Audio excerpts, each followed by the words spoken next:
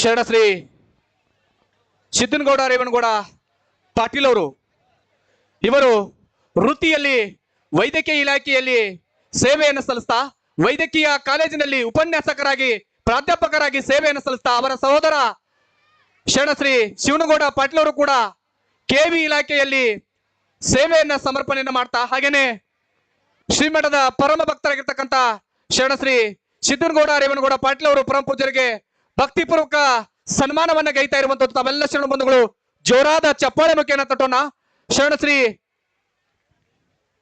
ಶಿವನಗೌಡ ರೇವಣಗೌಡ ಪಾಟೀಲ್ ಅವರು ಚಂದನ ವಾಹಿನಿಯಲ್ಲಿ ಬರುವಂತ ತಟ್ ಅಂತ ಹೇಳುವಂತ ಕಾರ್ಯಕ್ರಮದಲ್ಲಿ ತಮ್ಮ ರಸಪ್ರಶ್ನೆ ಕಾರ್ಯಕ್ರಮದಲ್ಲೂ ಕೂಡ ಭಾಗಿಯಾಗಿ ನಮ್ಮೂರಿನ ಹೆಸರನ್ನ ನಾಡಿನ ಉದ್ದಗಲಕ್ಕೂ ಪ್ರಸರಿಸುವಂತೆ ಮಾಡಿದ ಶರಣಶ್ರೀ ಶಿವನಗೌಡ ರೇವಣಗೌಡ ಪಾಟೀಲ್ ಅವರಿಗೆ ತುಂಬು ಹೃದಯದ ಧನ್ಯವಾದಗಳನ್ನು ಹೇಳ್ತಾ ಅವರ ಮನೆತನಕ್ಕೆ ಉತ್ತರೋತ್ತರವಾಗಿ ಜಗದ್ಗುರು ಪಂಪಾಪತಿ ಶ್ರೀಗಳು ಎಲ್ಲವನ್ನ ಕರುಣಿಸಲಿ ಅಂತ ನಾವೆಲ್ಲರೂ ಕೂಡ ಜೋರಾದ ಚಪ್ಪಾಳ ಮುಖೇನ ತಟ್ಟ ತಾವೆಲ್ಲರೂ ಕೂಡ ಇನ್ನೊಮ್ಮೆ ಶರಣ ಬಂಧುಗಳು ಪರಮ ಪೂಜ್ಯರಿಗೆ ಭಕ್ತಿಪೂರ್ವಕ ನಮನಗಳನ್ನ ಸಮರ್ಪಣೆಯನ್ನು ಮಾಡೋಣ. ಶರಣ ಶ್ರೀಮತಿ ರುಕ್ಮಾವಾಸಿ ಕರ್ಗಾರ್ ಅವರು ಕೂಡ ಕುಟುಂಬ ಸಮೇತವಾಗಿ ಬೇಗನೆ ವೇದಿಕೆ ಮೇಲೆ ಆಹ್ವಾನಿಸಿ ಪರಮ ಪೂಜ್ಯರಿಂದ ಆಶೀರ್ವಾದವನ್ನು ಪಡೆದುಕೊಳ್ಳಬೇಕು. ಪರಮ ಪೂಜ್ಯರಿಗೆ ನಾಣ್ಯಗಳಿಂದ ತುಲಾಭಾರ ಸೇವೆಯನ್ನ ಸಮರ್ಪಿಸಬೇಕಾಗಿ ಅವರನ್ನು ಕೂಡ ಭಕ್ತಿಯಿಂದ ವಿನಂತಿಯನ್ನು ಮಾಡ್ಕೋತಾ ಇದ್ದೀನಿ.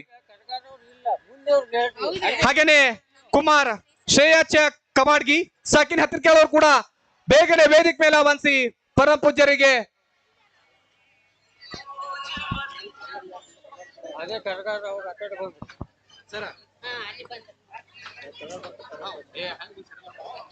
ಹತ್ತಿರ ಕಾಲದ ಕಬಾಡ್ಗಿ ಕುಟುಂಬದವರು ಕೂಡ ಸಿದ್ಧತೆಯಲ್ಲಿ ಇರಬೇಕು.